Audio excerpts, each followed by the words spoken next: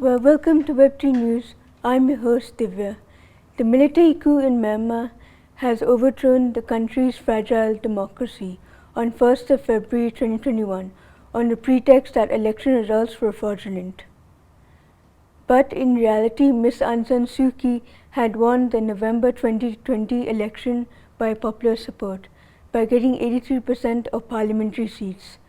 Myanmar's experiment with democracy has lasted only 3 months. This is not the first time Myanmar has had totalitarian military rule. The country since 1962 to 2011 had been under direct or indirect military rule. That is almost half a century.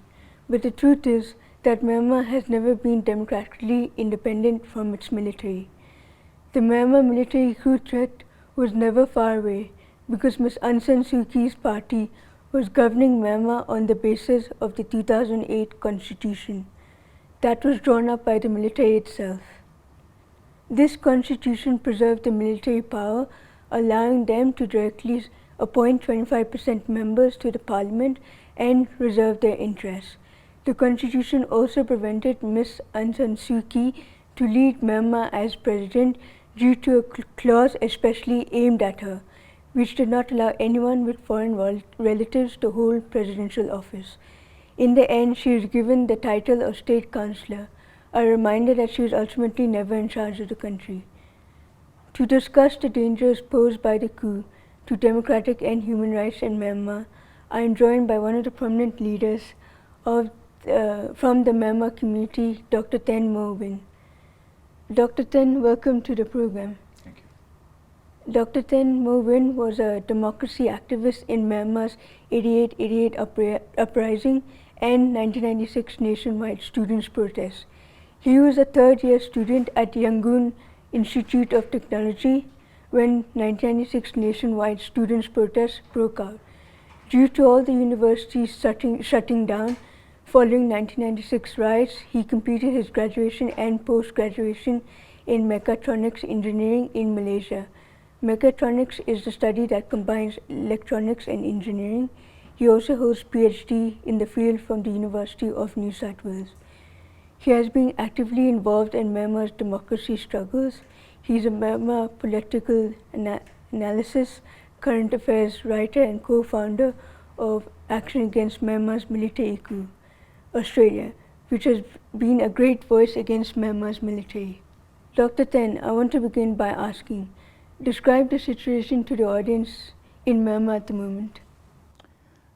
Yeah, since 1st February, Myanmar military coup, there has been shooting, killing, arresting, unlawful detention, torturing, like lethal force attacks, psychological panic attacks, and all sort of like bringing prisoners to attack the peaceful demonstrators and protesters, and all sort of tragedies have been going on are being committed by those security forces under the direct command of terrorist Myanmar military dictators, of course headed by the senior general Min Aung Hlaing.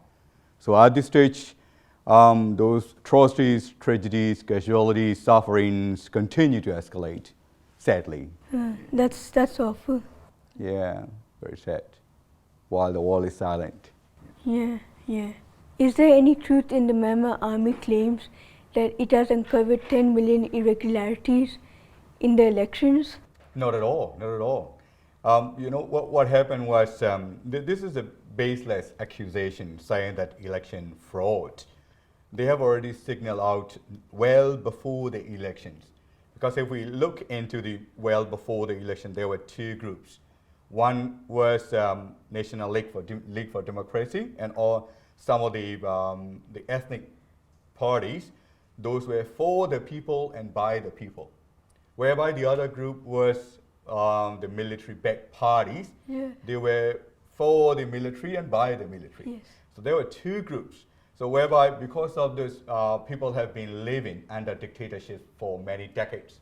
So they really want democratic reforms. They were in favor of National League for Democracy Party. And that's why those 34 parties before the elections, they approached the senior general main outline to assure that if they don't win, what's going to happen. So at the time, the military chief has already signaled out, we are going to intervene if there is any situations happen, something like that. Already, opted such options.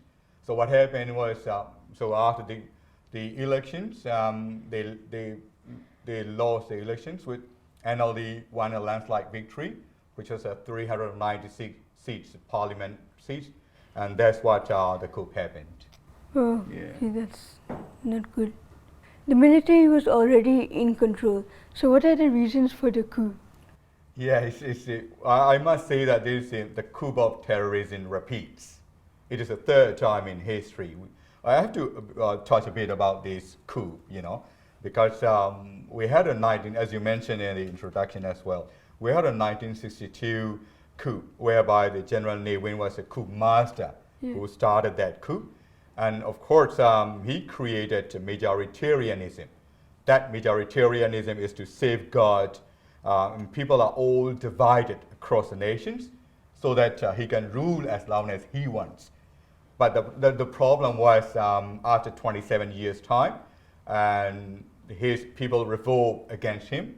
There's a democratic the struggles there. So his empire collapsed. All his assets and treasures, all his reputations all collapsed. But the thing is, he created many Ne Wins in 1988 riots. So there were a bunch of dumb and the selfish, ignorant generals. They were acting like many Ne Wins. So they created their own military elite associates interests. So they made a coup. And initiated by those Tan Shui and Turat Sriman, as well as General Kinyu, so those bunch of generals, they team up as a military elite associates they came up with. But this time, they learned a lesson from the General Ne Win. So instead of just following the footsteps of this majoritarianism, I will just a bit touch on that later on. So they come up with to protect their own interests. They have the first line of National Defense Security Council to defend themselves. A second layer is, as you mentioned, the one at 2008 Constitution. And the third layer, the outermost layer, is the majoritarianisms. So majoritarianism is all about hate and corruptions. So they try to divide the communities, across like race, religions, ethnic groups, non-ethnic groups, and militaries and governments and civilians and all this stuff. They try to separate and so that the group keep fighting each other, hate each other, and they are divided. So in that stage, they have another layer is 2008 constitutions whereby the 25% of unelected, the military representative sitting in every parliament and the government. At the same time, they have also the power to assign 3 crucial ministries, which are like the Home Ministry, Defense Ministry, and Border and Security Controls. Those are directly controlled by the military chief, of course. And the next stage was the Defense Security Councils, which is really controlled by this military chief. So they run it. They think that they have already safeguarded all their assets and treasures in the past 26 around that years. So they have already created all the, stealing the country's treasures and resources. They built up their own business empires, and they make sure that they are already, guarded by those 3 layers: majoritarianism, constitutions, and national defense, the security councils. So in 2015, they tried to let this NLD, the National League for Democratic Party, to participate in the elections and showing the world that, we have done the free and fair elections. But then because of the democratic struggles, people continue to go against the dictatorship. So they voted in favor of NLD. NLD won landslide victory in 2015. And they found that, of course, we lost the elections, military-backed parties. And they try to test this NLD-run government, how far they can go, what will be the threats or any sort of thing for 5 years. During that NLD government term, what happened was, of course, this is a democratic government, so they have to go all the way for the people, by the people, and of the people. So they do all the major reforms. They try to become obstacle for those majoritarianisms. They try to smash down those hate preachers and hate incitements and corruption charges, things like that. At the same time, the NLD government come up with the options to reform this 2008 constitutions. And also another issue was the president supposed to convene the National Defense Security Council. Rather, he tried to avoid calling that NDSC, National Defense Security Council, and they tried to do it within very limited power. As you mentioned, that they're not the government actually trying to govern in a conflict way, but no, of course, they try to manage it within this very limited power and run this country. So these military dictators found out that it's become a great threat to their interests. They must do something. That's where the options of the coup happened. Of course, there is another issue there, the China involvement. Because during the past 26 years' time after the 1990, military generals have been isolated by the West or the international community. So that China became very close allies. So they made lots of benefits and there's doors of opportunities for them. They have got a huge skills of projects across the countries and enjoying all the privileges of that. But getting this annually 5-year terms, everything stopped. And the government reviewed all the projects have been signed, all those One Belt, One Road initiated by China have been all halted, and as well as whatever has been signed for 30 years contract, they scaled down or they changed all the rates, things like that. So China suffered a lot. So before the election, before the coup, what happened was the China Foreign Minister Wang Yi came to Myanmar and see the situations of the progress, saying that the NLD is going forward to the real democratic reforms. And also it's a great threat to China's interest as well as a great threat to the military's interest. That's where the coup happened. Why did Russia and China veto the strongly worded resolution? Of course, in this case, as we have seen in the past decades, China and Russia vetoed most of the time, or all the time, I would say. But the reason is I gave one simple example there. For example, a person, a thief, has been stealing the stuff from other houses, try to hide all those stolen goods in his house.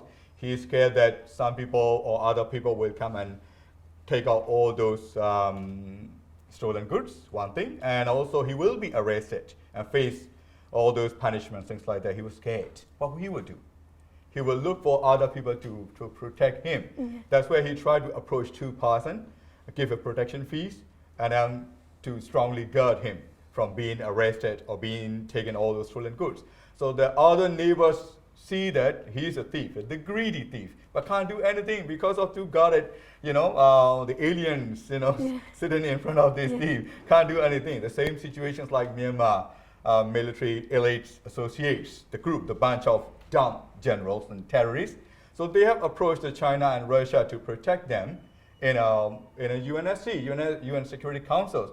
Of course, there are two issues. One is to protect their treasures, assets that they have stolen from the country's resources.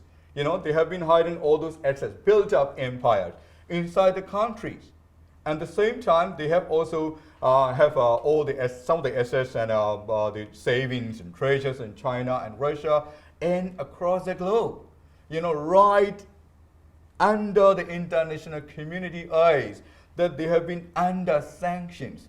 They use all sort of, the different tactics, send out their families and associates and members, and then, settling down in international communities, and then, controlling all the assets and privileges, enjoying all this stuff.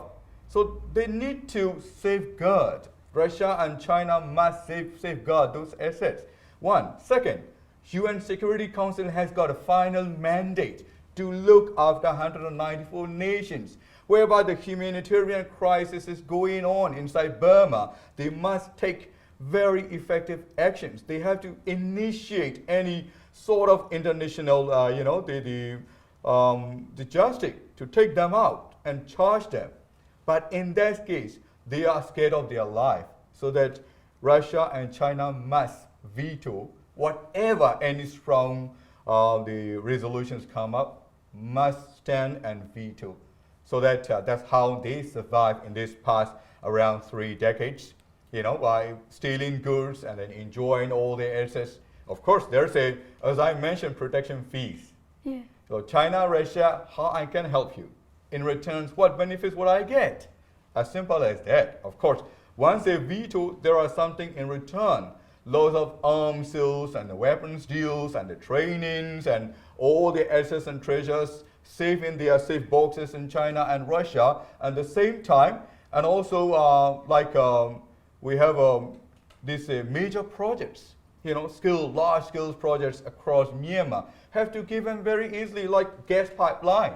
You see, and also crude oils, 22 million tons of crude oils. They have to pass through and take to China, through this Coup gas pipeline for very low rate. They are taking benefits and lots of dams they are building. Just thanks to NLD party, they stop it. Otherwise, it's going to cause environmental disasters.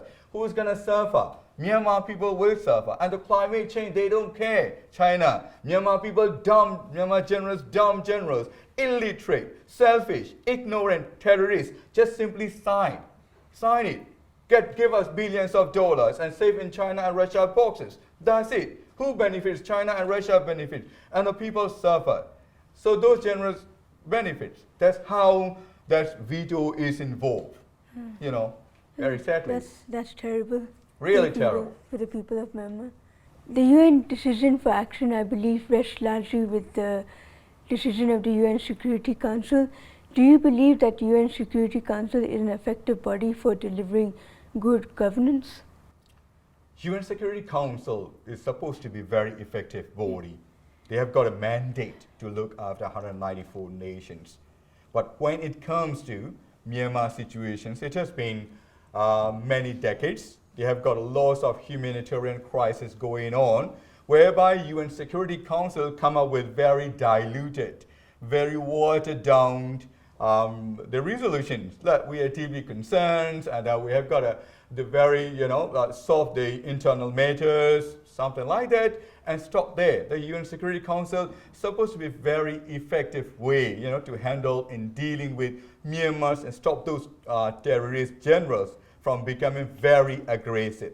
But what happened was and started the very the terrible situations in 2012 in Rakhine State. They have already wiped out most of the villages and also across Myanmar. The religious riots and so many riots killing people, very sad tragedies, went on. So I wrote a letter to Ban Ki-moon. At the time, he was the Secretary General of United Nations. I wrote a letter to Ban Ki-moon. Look, the situations of the humanitarian crisis has been going on in Burma and across the globe. So I was pointing out one condition, that having veto power in the Security Councils, 5 members will cause a further humanitarian crisis across the globe. So if I would like to suggest that to remove the privilege of those vetoes, a privilege from those permanent, the 5 members countries, that will solve the problem. So he wrote back to me a few 1.5 months later. Dr. Thein Moe, at the time, no, I wasn't a doctor in 2014, I was just studying there. So look, okay, your suggestion is very precious. We'll look into it, we'll keep in our record, and in the future reform, we'll, thoroughly analyze things like that. He wrote to me that. But again, this time, if you see here, many situations have been gone because of ineffective actions, and most of the resolutions vetoed by China and Russia. The situation is now very terribly bad situations. I would raise this issue again. UN Security Council, they got 2 options. One is either totally remove those veto privilege. Because we are living in the 21st century, you know, that's supposed to be very democratic. UNS is supposed to be a symbol of democracy, whereby you have got a 15-member Security Council. They are supposed to have a fair and square right of voting system. Yes. Instead of having this, whatever the crisis going on, like recently, Rohingya exodus happened in Rakhine.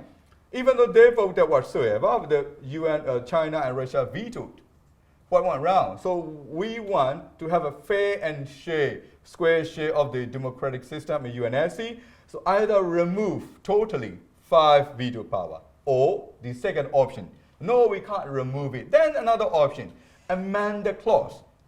In the situations of humanitarian crisis, those veto powers can't be applied. So no matter what, so those 5 members of these privileged countries can't have the power to exercise veto in the matter of the ground of humanitarian crisis. In that case, if they can amend it that way, half of the humanitarian crisis around the globe will reduce that. So I like to raise this issue again.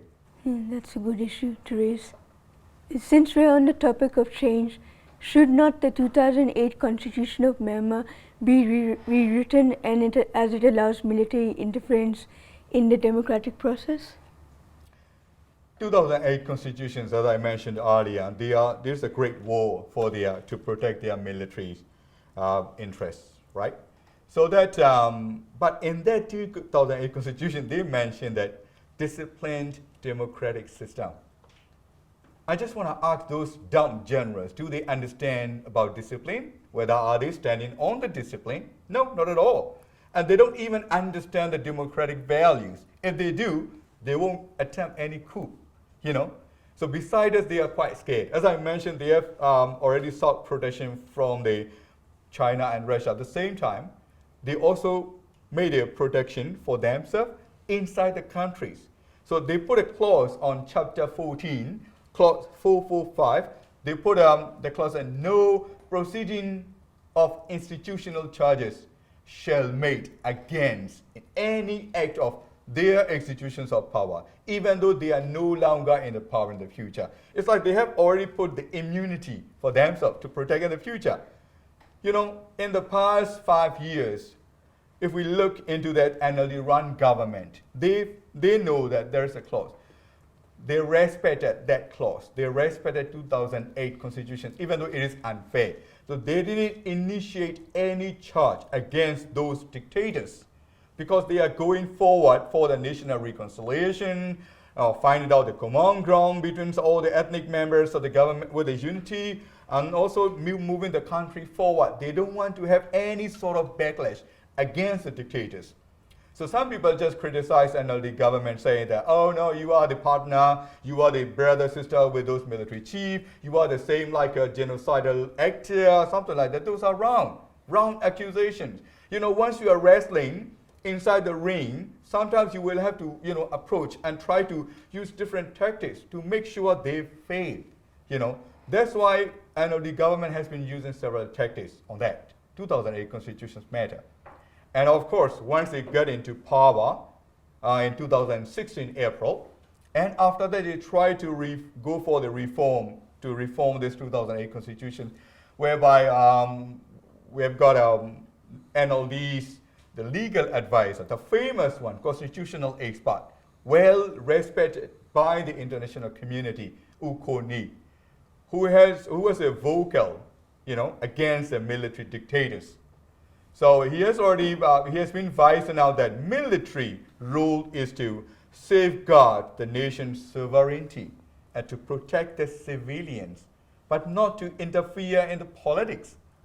He has been voicing out that concerns, and later he was assassinated once he came out from the airport on 29th of January 2017. It was a great loss for the nations, So, but what to do? This is a state because military needs to protect their own interests. It describes the impact of sanctions in achieving desired outcomes. Sanctions. Recently, I was interviewed by ABC. They talk about targeted sanctions and visa ban and things issued from Australian government. look, I went through, I was one of the 88 activists, not a leader, but part of it. At the same time, we lived through under the dictatorships. I was part of the 1996 riots and all went through. What happened was during this around more than 2 decades of time, they learned to survive. They have been faced lots of sanctions from the West and US and something like that. They know how to survive. They know how the tricky way. You know, of course, there are certain constraints and restrictions because of those sanctions. And so they learn, once they are pushed to the corner with the sanctions by the international communities, they got only 2 doors, China and Russia open. So that it becomes like doors of opportunity for them, China and Russia, to deal with close allies and making benefits and all those stuff like that. So this is the case.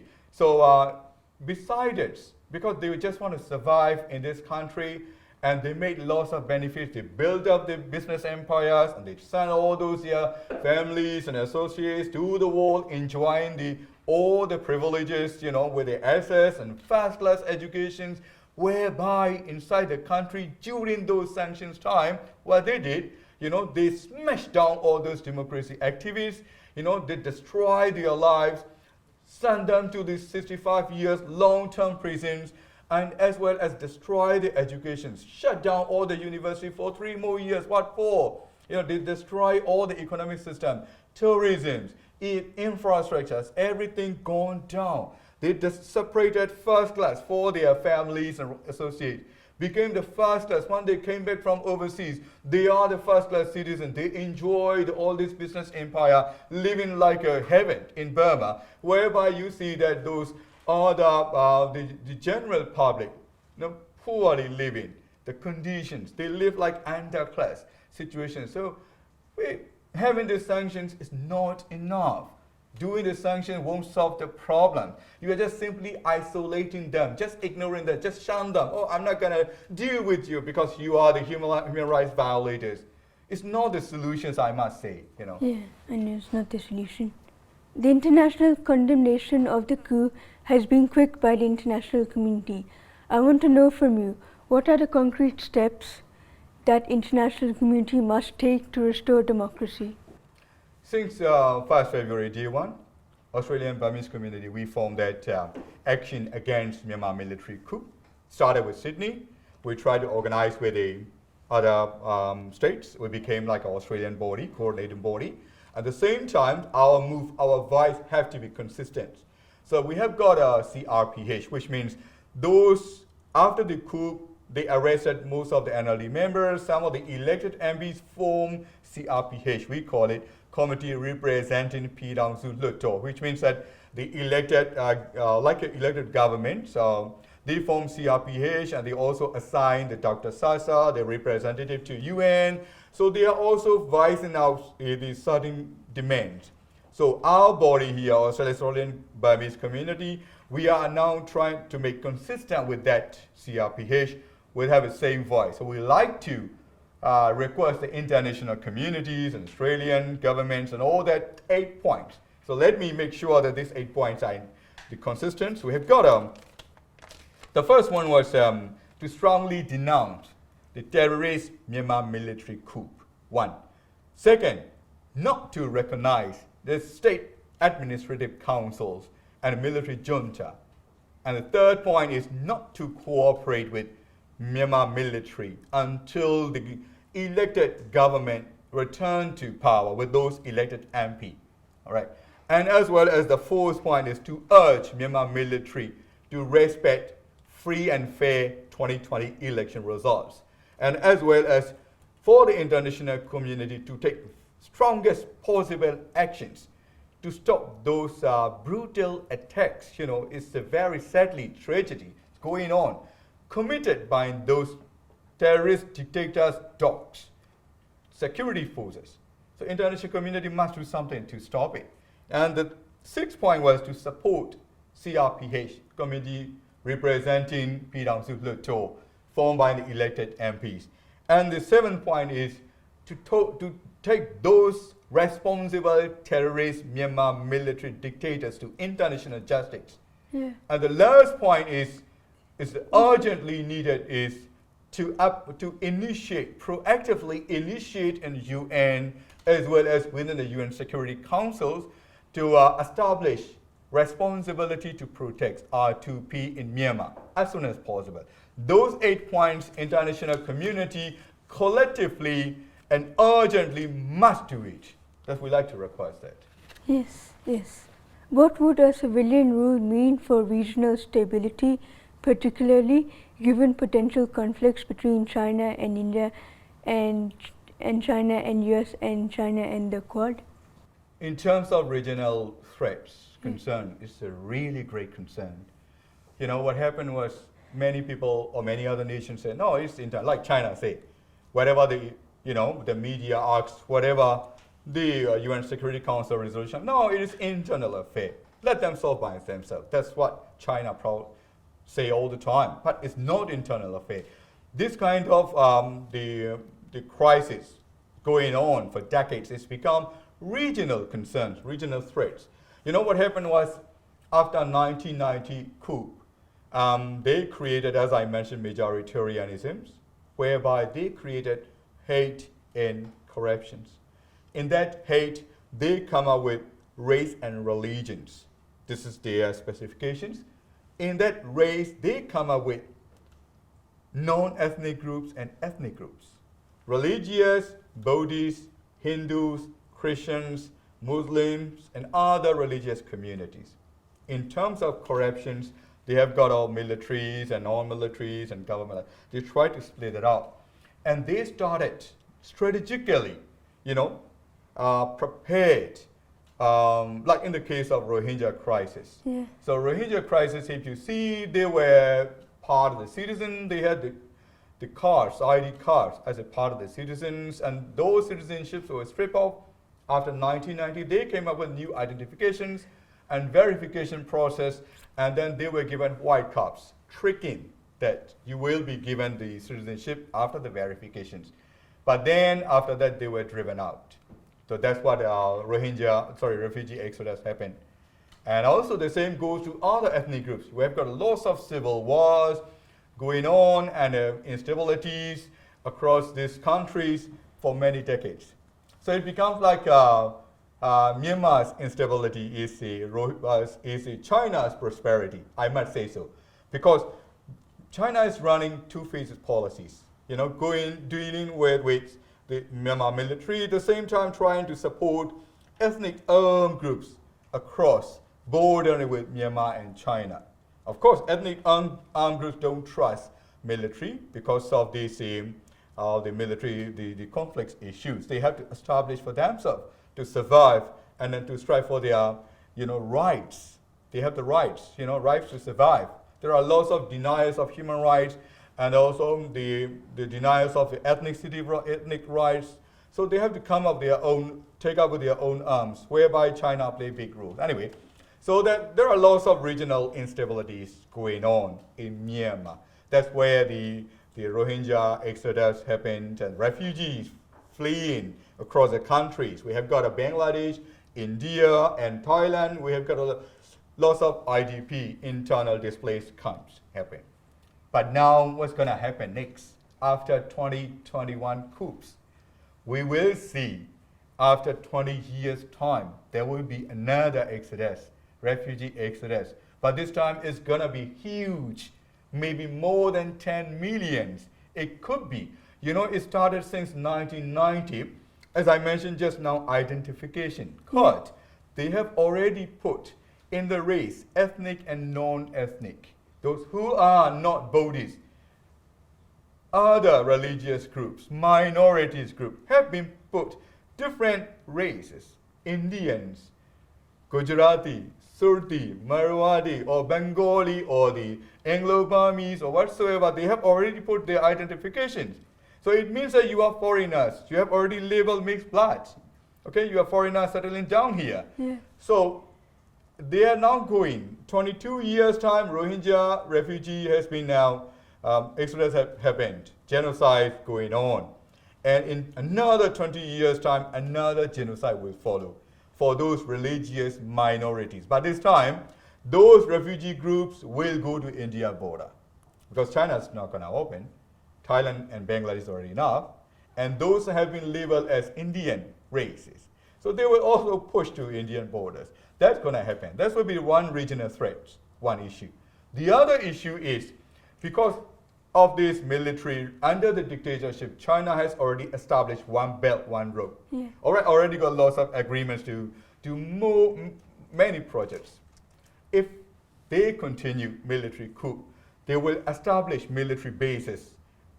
You know, because we have got a very long, Myanmar is the gate of Southeast Asia. Yeah. All right. So this is a very strategic country that China wanted to take over since ancient time. Of course, they were kicked out by the ancient kings. Anyway, so they just want to establish this one belt, one road, and then they will come up with the artificial islands like South China Sea and military bases and causing regional threats. Oh, can't imagine, you know. That's the regional threat issues. We must stop this coup now, or otherwise we'll face a lot of consequences. Yes, what are the other solutions for restoring democracy and human rights? If I recap what I have said just now is, the urgent one is, because whenever it goes to all those criminal acts, humanitarian crisis, it goes to UN Security Council. Yes. So UN Security Council either, abolish these vetoes rights for the permanent members, or probably amend it to make sure that they are not going to touch the veto when it comes to humanitarian crisis issues. One. Second one is immediate one to Myanmar is to come responsibility to protect, establish R2P in Myanmar as an immediate action. We need it. R2P as well as to recognize the CRPH to make sure that this is a legitimate governing bodies to deal with international communities.